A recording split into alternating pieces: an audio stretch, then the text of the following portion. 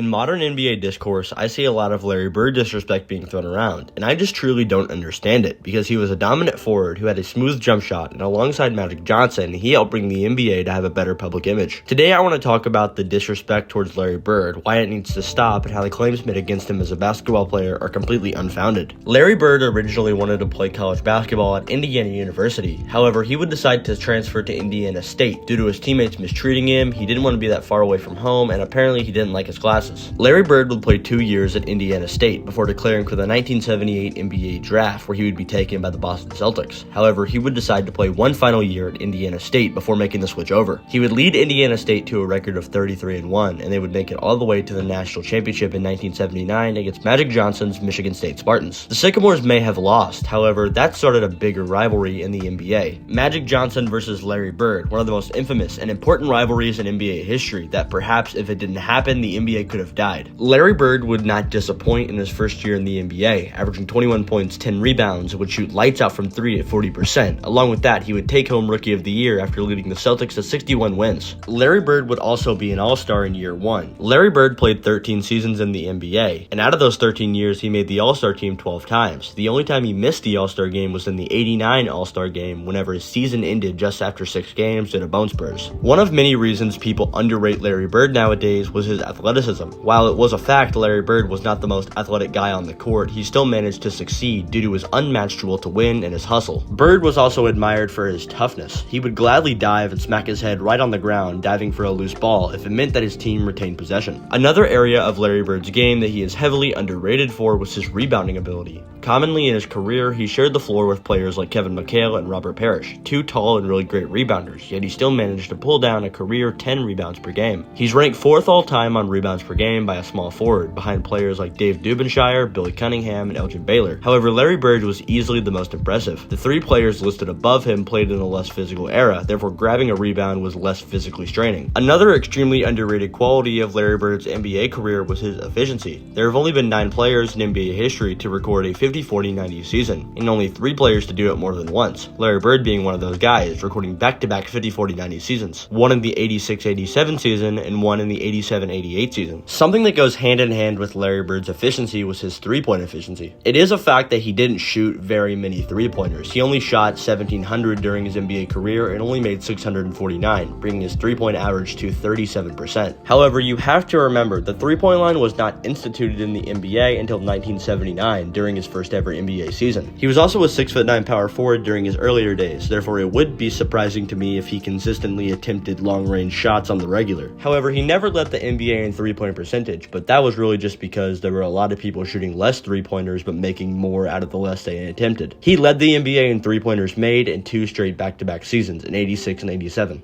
During Larry Bird's NBA career, he became the 3rd player in NBA history to record back-to-back-to-back NBA MVPs between 1984 and 1986. Along with those, he came in 2nd place for MVP in 4 different seasons. He was also in the top 5 for MVP voting every year between his rookie season and 1988. It really shows the magnitude of this man's greatness. Hey, this is Post-Editing Dave here. I didn't realize I didn't talk about his defense or playmaking during the entire video, although it was in my script and one of the key points I wanted to get through. Larry Bird's defense and playmaking kind of go hand in hand. I've seen countless clips of Larry Bird stealing the ball and then flinging it down court to Robert Parrish, Kevin McHale, or even Rick Carlisle, current Pacers coach. He also finished 3rd in Defensive Player of the Year voting in 1983.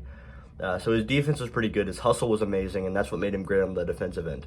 Larry Bird did not go out in stride like most of his fellow NBA greats did. Larry Bird was limited to just 45 games in his final NBA season. He averaged a little over 20 points, almost 10 rebounds, and almost 7 assists. He wasn't there for a majority of the time, but the Boston Celtics went 51-31 even in his absence. The Celtics would sweep the Pacers in round 1 and would go to take on the Cavaliers in a hard-fought 7-game series in round 2. Larry Bird just didn't look like himself. Averaging 11-4-5, the Celtics would go out in the 2nd round. In 1992, Larry Bird would announce his retirement and would end his playing career. Larry Bird achieved accolades like being a 12-time All-Star, 3-time NBA champion, 10-time All-NBA, 3-time MVP, and 3-time Finals MVP, along with much more. He was inducted into the Pro Basketball Hall of Fame in 1998. If I were to grade Larry Bird's NBA career, I would give him an A+.